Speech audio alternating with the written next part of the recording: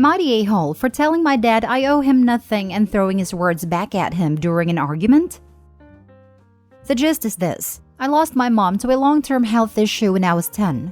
The cost of treatment drained my parents' finances, and it was just dad and me after mom died. No extended family. Dad started dating when I was 12 and he met Jane, and after a few months, he told me her son had a form of brain cancer and was very sick, and that they were getting married and he would be helping to take care of her son. We went from 2 in a tiny 2-bedroom house to 4 in a tiny 2-bedroom house, and me sharing with a terminally ill toddler I didn't know. We had to make so many changes. No more takeout, which was a once-a-month treat before that. I had to stop my only extracurricular activity. No friends over because noise bothered him. No space that was just mine. Had no extra money for celebrating birthdays and Christmas. When I was 15, Dad and I got into a huge argument because I was never home and was always saying no to helping Jane take care of her son. When I told him how much I hated the situation, he looked me in the eye and told me to grow up. He also told me that I was old enough to understand that life wasn't always easy or fun, and that a rougher life can build character. He told me we grew our family, which was a good thing, and one of the consequences of that sometimes is having less, but that it was worth it for the extra love. I told him it was BS. He told me I was not his whole life, and he was not going to stop doing what he wanted to do because of me. Then he told me to never ever say anything negative around his stepson because he was a kid and didn't need to know I resented him for being sick. After that talk, I was even more distant and left before I turned 18 right after graduation, couch surfed until I went to college, and I didn't stay in touch. When I was 19, I heard that Dad's stepson had died. In college, I met my wife and we got married this past June. Then in November, my dad showed up and told me he wanted to talk, but I shut the door in his face. He kept showing up where I was to talk, and after getting annoyed with him, I agreed to meet him for coffee. He told me how he'd ended up divorced from Jane, and how his stepson had died, and he looked disappointed when he learned I knew. Then he told me how he'd been struggling a lot and how he was hoping I could help him out. I laughed in his face and told him he had some nerve. He mentioned how he'd spent a lot of money on finding me and he wanted us to repair things, but he also needed my help. I told him no way. He became angry and told me he was my dad and was always there for me and I owed him. I told him I owed him nothing, and I threw most of his words back in his face, including that he needed to grow up and that he was not my whole life and would not stop me from doing what I want. It became a bit of a scene, then told me at my age I should have grown more compassion. Am I the a-hole? Now for the top comments. Not the a-hole. Your dad sacrificed you so that he could bang. And as things turned out, the family he created wasn't all that real after all. He was just a patsy to help take care of a sick kid. You owe him nothing. Wife probably left as soon as her son was buried. That prospect sounds so real that I stopped. I'm a mom, and if one of my kids died, I wouldn't want to stay married or be able to even look at someone who just threw their child away, when I did everything I could to keep mine alive. Once the haze of it was over, Opie's dad probably disgusted her. It doesn't sound like she was too worried about him throwing his kid away when hers was sick. Not the a-hole. Your dad quite literally showed up after he had nothing left but you. That's a huge red flag, and that's just the tip of the iceberg. My dad is just like this. He left when my mom died at 17 and slept around with other women while she was in the hospital. Then he wasted all her life insurance money in a Rolex, and he's been trying to contact me for years. Last year, I finally agreed to meet with him against my better judgment. And the second thing he said to me after saying I've gotten pretty was that he needed help paying off his car. I immediately stood up and left. Huge not the a-hole OP. You owe him nothing. Next story. Am I the a-hole for not giving my daughter her education fund money? I, 54 male, have 2 children, 23 female and 21 male, with my wife, 52 female. When the kids were young, my parents set up education funds for both of them, which was very generous of them. My wife and I always expected our kids to attend college and then graduate school, as we have done. I have a PhD, my wife has a master's. Because of this, we decided not to use the funds for our kids' undergrad degrees and did not tell them about the money. My daughter has always been more into the liberal arts, while my son is more of a STEM guy. My wife and I worried about her ability to find a job, but she insisted on studying music and film in college. She was accepted to some top schools and chose to attend a rather expensive one, but she had scholarships to cover almost all of her tuition. Everything else, plus living expenses, was her responsibility. She lived in a very small apartment shared with friends in a not-so-nice area far from campus, but she was fine and learned how to budget effectively. After graduating, she luckily found a job that doesn't pay extremely well, but she enjoys, and scrapped the idea of grad school. My son decided to do engineering, and he also expressed that he had no interest in grad school. My wife and I were disappointed but accepted it since at this point, he is already all set up with a very good job when he completes school. Since he did not receive as many scholarships as his sister, we decided to use his education fund to cover his tuition and living expenses. He was able to get a large and nice apartment of his own close to the school, which is important since his classes are so demanding and he needs a comfortable space to work. My daughter was confused and asked how he could afford this, and he told her about the education fund. She called us and asked why she didn't have one, and we told her she did. We just didn't use it because we hoped she would attend grad school. She seemed hurt by this and asked if there was any way she could have the money now. We explained that there would be a fee to simply withdraw the money for non-education uses, and if we chose to do that, it would belong to her grandparents, so they could put it towards their own use. She's been quiet and short when answering our texts and hasn't answered our calls at all since then. I know that it seems unfair to her, but it's not really her money in the first place, and she's no longer in college. Plus, her brother only received it for educational purposes and it wouldn't be right for her to just have it to spend now. Am I the a-hole? So let me get this right. Your daughter attended college and had a scholarship. Your son attended college with no scholarship. You chose not to let your daughter use her college fund for everything that her scholarship didn't cover, and you let your son use his for everything. The college fund, you said, wasn't even her money, but isn't yours either. What exactly do you plan to do with her college money? You're the a-hole for this. Not to mention a college fund her grandparents set for her. He's basically stealing her money. Major, you're the a-hole. You're the a-hole, and I'm surprised between your PhD and master's degrees you couldn't figure that out. Two highly educated fools. Education does not equate intelligence or self-awareness.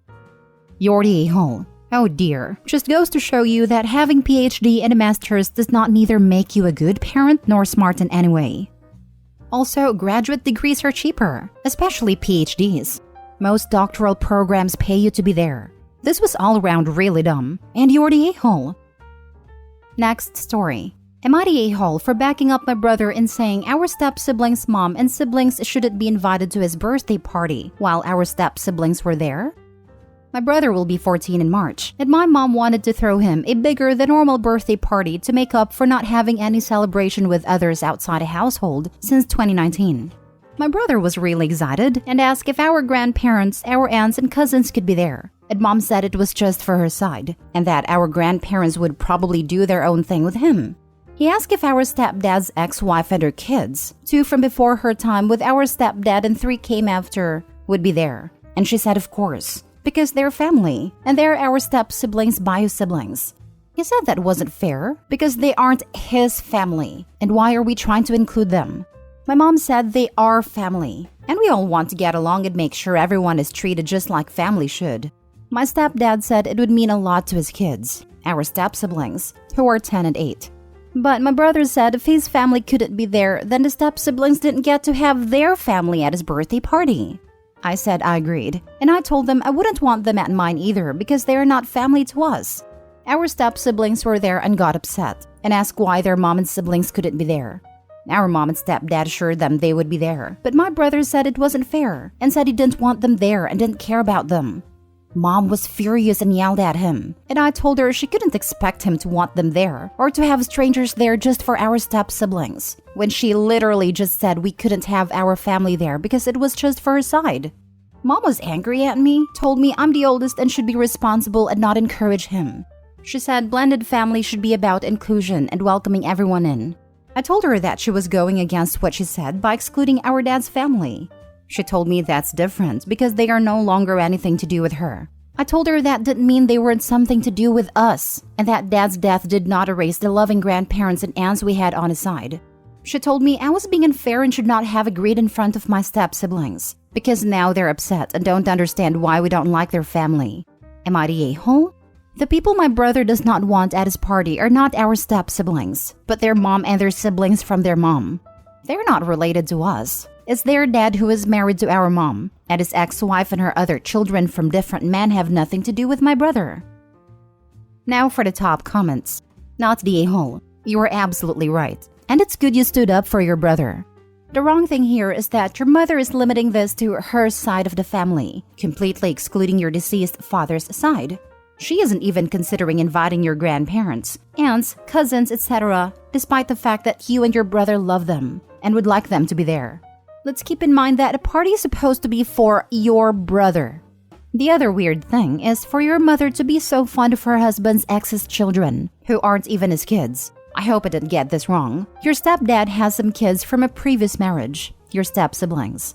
Your stepdad's ex got remarried and had additional children. Those children have an active father in their life, right? Why is your mother so desperate to include some other family's children? Why does she want to include the ex-wife of her husband to her child's 14th birthday? That's far-fetched. She needs to decide if the party is small, just a few close family members, or if this is a huge party with just about everyone, in which case your father's side should also be invited. You got it mostly right. Stepdad's ex had 2 kids when they met, 2 with him and then 3 after they divorced. Those 5 kids are not my stepdads, are apparently invited along with their mom/stepdad's ex. I know my stepdad and mom get along with his ex okay, but she and her kids are really not people my brother and I consider part of the family at all. Not the whole. Your mom is applying rules based on what she is related to, not based on who the honoree, your brother, is related to. It sounds like there was a blended family due to death, not abuse or neglect or anything, so it seems weird for her to exclude half your family. And she is not even related to them. It is her stepchildren's mother's family. She is honestly just bending backwards to please her husband, which is just ridiculous. Her child's birthday party should have their family. It's more likely she just hates her old in-laws and doesn't want to be around them. She tried disguising this with the "my family only" excuse, but shot herself in the foot by then inviting people who are clearly not her family. She is being an idiot for making dumb excuses. I have no idea whether her dislike for the old in-laws is justified or not, but it would have been better to be upfront. I don't think it's fair to blame her new husband for this situation. Last story. Am I the a-hole for not moving my wedding date? My fiancé and I recently got engaged, and when looking at dates, we realized our anniversary falls on a Saturday this year. Perfect, right?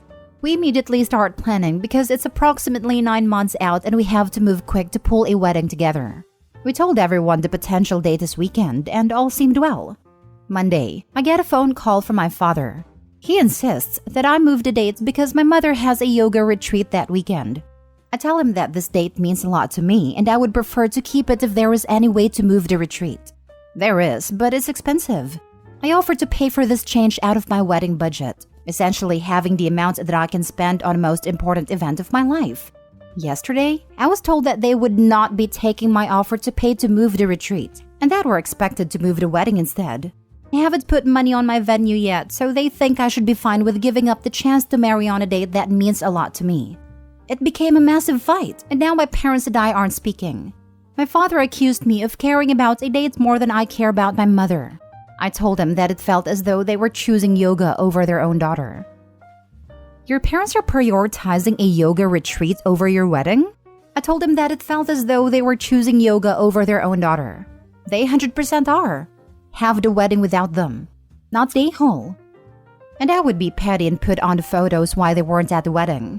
Opie's parents suck. Not the whole. Not the whole. First of all, congratulations on your upcoming wedding. However, I'm sorry to say your parents have made it perfectly clear where on their priority list you, their child, is. It is apparently below yoga. And you are right, she is choosing yoga over you. A yoga retreat is something that can be done anytime. Your wedding will only happen once. Don't let your father say you don't care about your mother. He is gaslighting you. Also, has Opie actually talked to the mother about this? Seems like Dad is passing messages back and forth. Is Daddy-O playing the old triangulation game? Not the a-hole. Your parents are being absurdly self-centered. The polite thing for them to do would be to reschedule or cancel the retreat without ever telling you, so as not to impinge on your wedding planning excitement.